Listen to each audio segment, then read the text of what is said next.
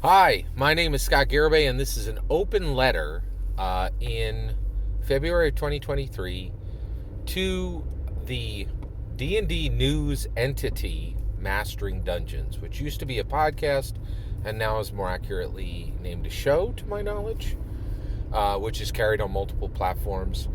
And I wanted to address the choice, in my humble opinion, by Mastering Dungeons to do an entire show. It was D&D News 124 OGL resolution, in which Mastering Dungeons talked about the OGL controversy, the OGL debacle. You use both of those terms in your show.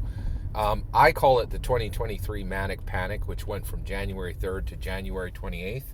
Sean Merwin in the show actually said specifically that in June that January 13th was the middle of the OGL controversy, OGL debacle, to use your terms. But Mastering Dungeons, this D&D news entity, chose to talk about the concept on the show, Mastering Dungeon, the OGL controversy, OGL debacle, 2023 Manic Panic, whichever title you want to choose. You talked about it at length, and you never mentioned D&D Begone. And that is what I am talking to you about today. I think this is woefully irresponsible as a D&D news entity to talk about the OGL resolution without talking about the D&D tag is woefully irresponsible from the perspective of D&D news coverage. And it was a massive disappointment to me, and quite frankly, a massive, in my humble opinion, it is woefully irresponsible coverage. Right now, I'm going to explain why. So first of all, I'm talking to the entity. I understand, right? Like, Mastering Dungeons is its own entity, and we have really reached the very deep end of the pool on D&D news coverage, right? So here, and it prompts this question: does a D&D journalist exist? Is that a thing? Do we have that now? And I don't want to go a step further without saying, first of all, Sean Merwin and Teos Abadia, I think both of you have poured a lot of time and energy into Mastering Dungeons, and I've been an incredible recipient of that, and I wanted to say thank you. Sly Flourish pointed at you guys, I think about a year and a half ago, and said, go listen to these guys, they're better than me. And they were right. You guys are better than Sly Flourish, and your new D&D news coverage has been invaluable to me. It's been the gold content of all the D&D news I listen to. And so I wanted to say thank you. And so when I'm reaching out and I'm saying, hey, you guys made a huge mistake here and you need to fix it, I'm doing that because I think that you, Sean Merwin, and you, Teos Abadia, are the closest thing that exists to D&D journalists, right? And I think right now as a community, as a D&D community, we're actually discussing that. Like, are D&D journalists going to be a thing?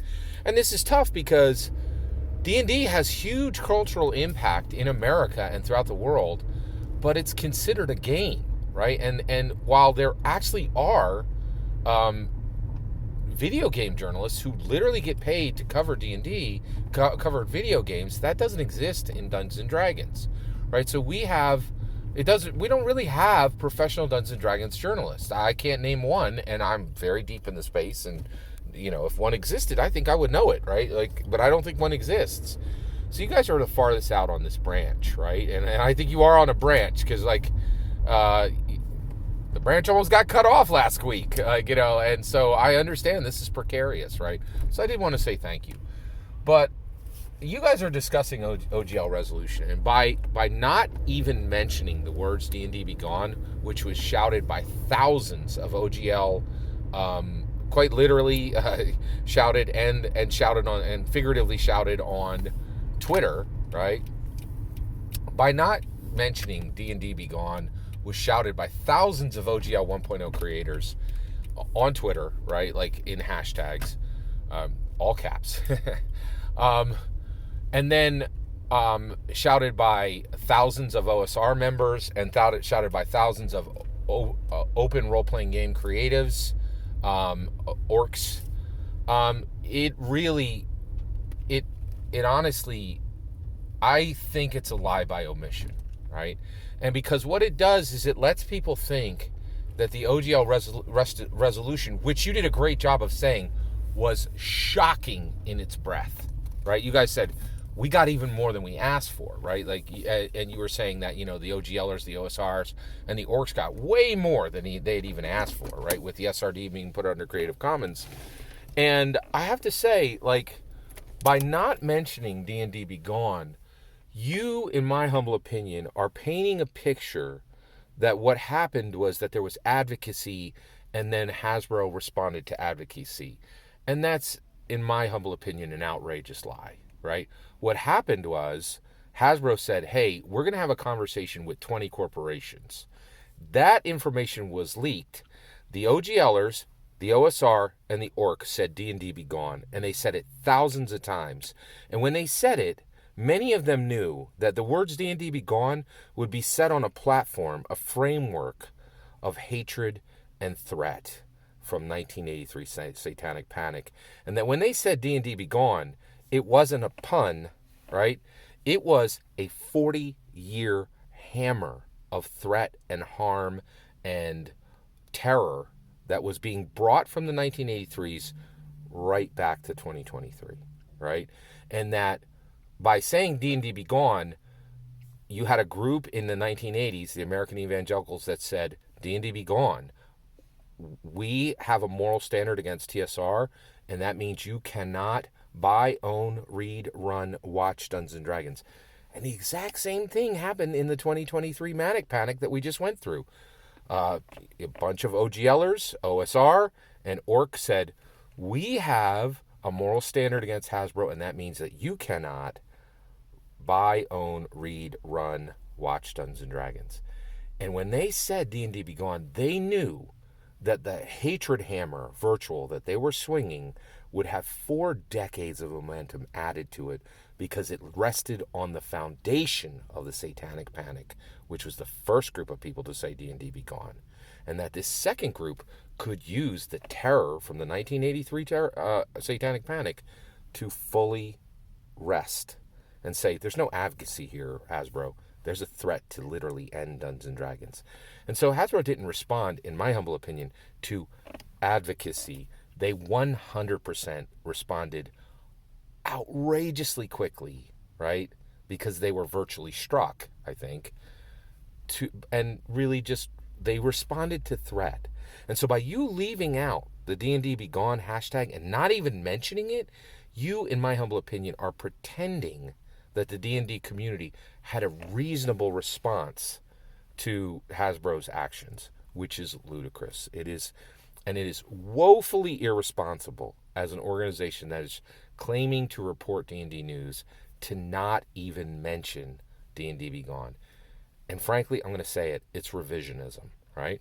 Now, does that mean I'm upset with your organization or I feel you guys are doing a terrible job? Absolutely not. You're farthest out on the branch of D&D journalism of anybody in the industry. I think you've made a terrible mistake here. Things are moving fast, and I would like you to correct it by simply openly and honestly discussing the D&D Begone tag and what that means in the industry. That's my only request.